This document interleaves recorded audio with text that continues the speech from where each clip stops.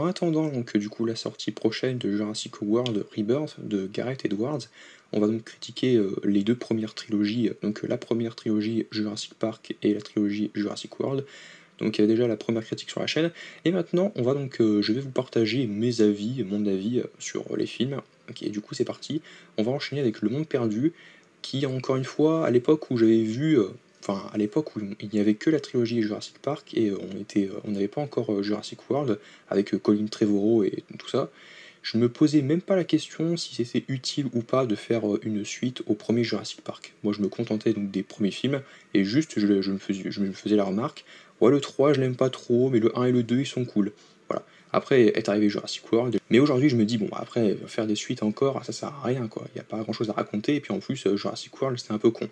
Mais bon, bref, à l'époque, Le Monde Perdu, et même encore aujourd'hui, j'avais bien aimé. J'ai toujours bien aimé. Alors oui, il y a pas mal de bêtises dans le scénario, dans l'histoire, dans le film, mais globalement, j'ai bien aimé. Alors du coup, l'histoire, c'est quoi? C'est donc le retour de Jeff Goldblum en Ian Malcolm, qui est sollicité par John Hammond afin de se rendre sur une nouvelle île qui s'appelle Isla Sorna, donc, qui est une autre île où il y a les descendants des dinosaures du parc Jurassic Park, et donc il veut tout simplement s'assurer que l'endroit est bel et bien propice aux dinosaures pour qu'ils puissent se développer et vivre en harmonie, vraiment isolés des hommes. Et pour ça, il a envoyé une équipe, d'abord avec Ian Malcolm, qui au début ne voulait pas y aller, et finalement quand il apprend que sa petite amie, donc Sarah Harding, est sur place, eh bien il décide de foncer, donc aller la chercher, pour la sauver, voilà. Et du coup, il va apprendre du coup à revivre une nouvelle expérience avec les dinosaures, donc de John Hammond, et grosso modo, c'est riche en action, en rebondissements, il y a pas mal de bêtises quand même, malgré tout, mais on en reviendra plus tard. Et d'un autre côté, on apprend que parallèlement à ça, il y a donc une autre équipe avec, comment dire, Peter Ludelot, qui est donc le neveu de John Hammond, et là on va revenir dans Jurassic World 2, mais c'est exactement la même chose, donc encore une fois, donc Jurassic World, c'est pas bien, voilà, mais on en reviendra plus tard. Mais du coup, le neveu donc de John Hammond, qui a créé sa propre équipe, et qui du coup un peu rebelle, décide de se rendre, malgré ce que lui a dit son oncle, sur Isla Sorna. Non mais franchement arrêtez, on regarde la route, s'il vous plaît. J'arrive pas, j'arrive pas à me concentrer là. Il regarde pas la route quoi. Regarde devant toi, tu vas en percuter un. Ah non mais je peux pas travailler dans ces conditions là. C'est bon, allez, regarde la route. Tourne la tête. Ah tourne la tête. Non mais arrête de lui parler. Oh là là, je peux pas. Je ne peux pas. Désolé, vous parlez. Il veut pas regarder la route. Ah, tant pis. Bon bref, je suis un peu déconcentré, déconcerté, mais bon bref. Du coup, en gros, eh bien, en même temps que l'équipe de Malcolm, pour capturer, lui, les dinosaures, afin de les transférer à San Diego pour ouvrir un zoo, enfin un grand parc à San Diego. Et en gros, les deux équipes vont devoir collaborer pour survivre et dans ce milieu un peu hostile, qui est peuplé de T-Rex, de raptors et autres dinosaures. Moi, je trouve qu'il y a quand même pas mal de bêtises dans l'histoire, comme par exemple, typiquement, on va basculer déjà sur la fin avec Sandigo, mais quand on ne voit qu'une seule main sur le gouvernail du bateau et que le bateau fonce sur le port de Sandigo, juste parce que on ne sait même pas comment et pourquoi quel dino a pu croquer enfin, et dévorer carrément le bonhomme et ne laisser que la main juste pour que le bateau arrive à bon port. Déjà le T-Rex, enfin la T-Rex, comment elle a fait pour croquer le bonhomme, et en plus de ça, pourquoi elle ne laissait que la main? C'est juste pour qu'elle arrive à bon port à San Diego, et qu'elle ne se retrouve pas au milieu de nulle part, au milieu de l'océan, bref. Il y a pas mal de bêtises un peu comme ça, notamment aussi avec la scène avec les Raptors, où la fille de Malcolm fait des barres parallèles avec les Raptors, c'est juste pour la blague, en mode oh, ils t'ont viré du club de gym? Non mais ils ont pas honte, franchement, super performance ma fille. C'est juste pour la blague. Bon, après, ça me fait rire quand j'étais petit, en disant ouais, elle a réussi à donner un coup elle a réussi à flanquer une raclée au Raptor, et du coup ils sont sauvés.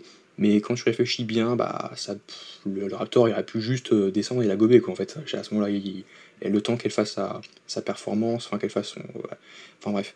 Il y a pas mal de petites bêtises un peu comme ça, notamment aussi après là c'est un peu moins grave, mais c'est notamment le personnage de Stark qui est complètement idiot.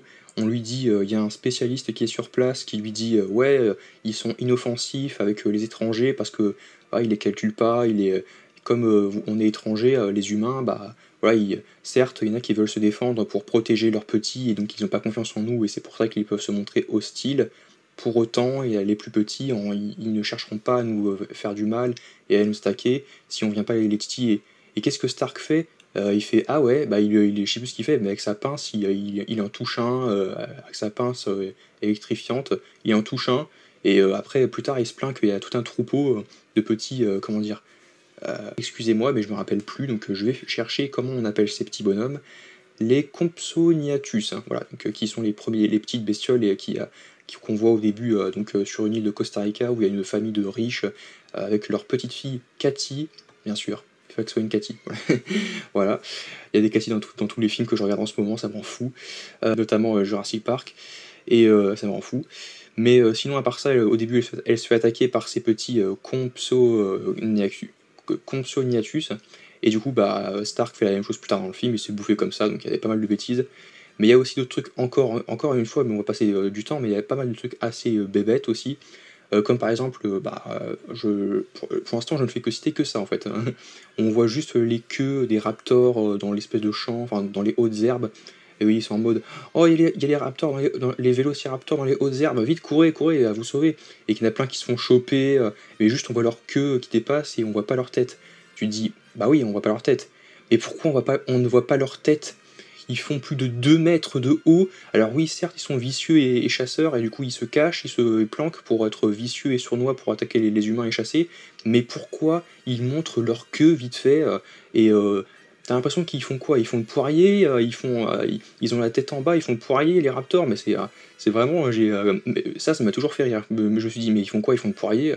Bref, il y a pas mal de choses un peu bébêtes. Alors oui, certes, c'est pour être sournois et pour ne pas qu'on les voit, pour qu'ils puissent les surprendre les zoologistes et puis les explorateurs, enfin, et puis les braconniers, tout ça. Mais n'empêche que c'est.